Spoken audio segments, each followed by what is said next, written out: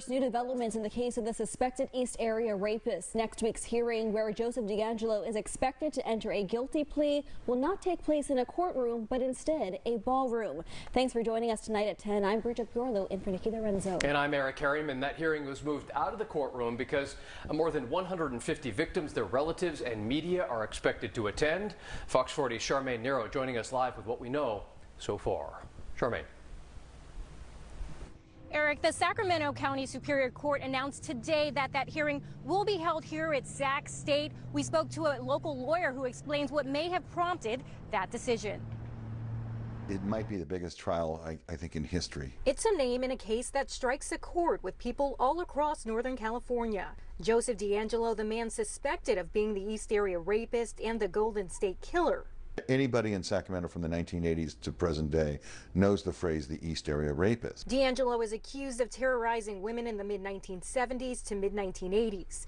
He was arrested in 2018 after spending years undetected. Sacramento County Superior Court confirmed DeAngelo's latest hearing will take place on the Sacramento State campus. Sacramento area attorney Mark Reichel says the location is a bit unusual. To have it heard somewhere like Sac State at the ballroom, which is where it's going to be at now, is truly unique. Dozens of victims and family members are expected to be in attendance, something Reichel says may have prompted the decision to move to a larger venue. I think this is driven by the COVID epidemic.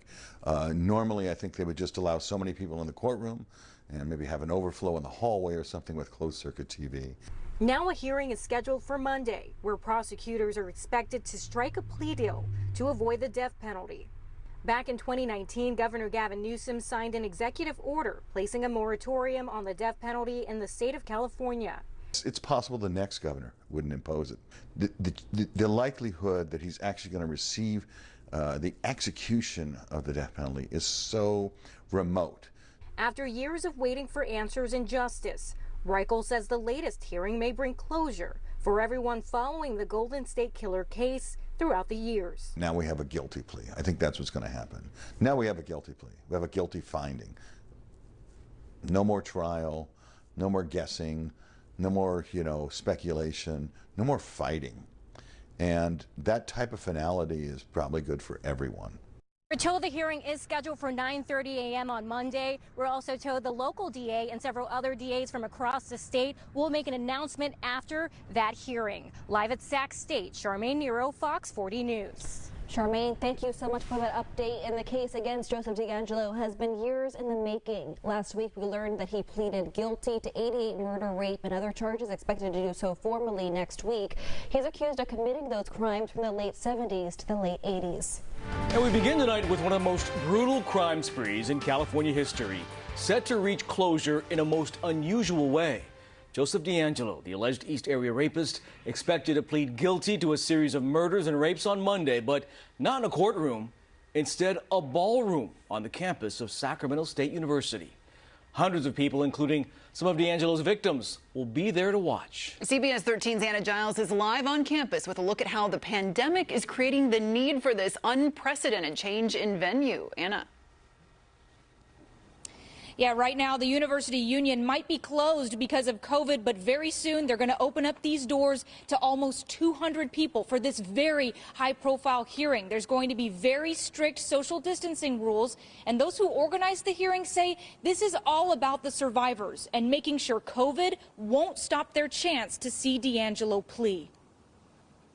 In just days, the man accused of terrorizing so many across California is expected to admit to it. The charges against Joseph DeAngelo include dozens of rapes and murders.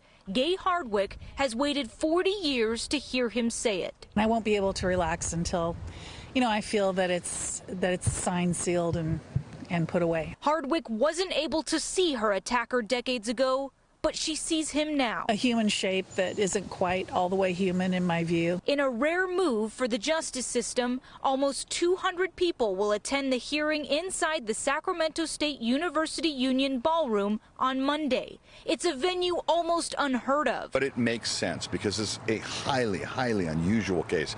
Probably the biggest case easily in California's history. DeAngelo will appear in person, surrounded by high-level security.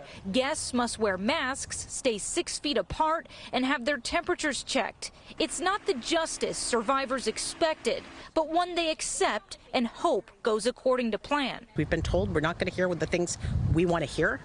So you're going to have questions, and this case will not go away just because he does. Survivors say hope for an apology is far gone and long lost. Are you hoping he will show remorse at this next hearing? You know, I don't really care. It wouldn't make me have any kind of feelings of forgiveness. And the survivors tell me it was a tough decision to commit to show up on Monday for a lot of reasons, including the fact that we're in the middle of a pandemic. But they tell me that they feel safe and comfortable with the setup. All right, it will be quite a day. Thanks so much, Anna. And that hearing begins at 9:30 on Monday morning. We will have full coverage on air and online throughout the day right here on CBS 13.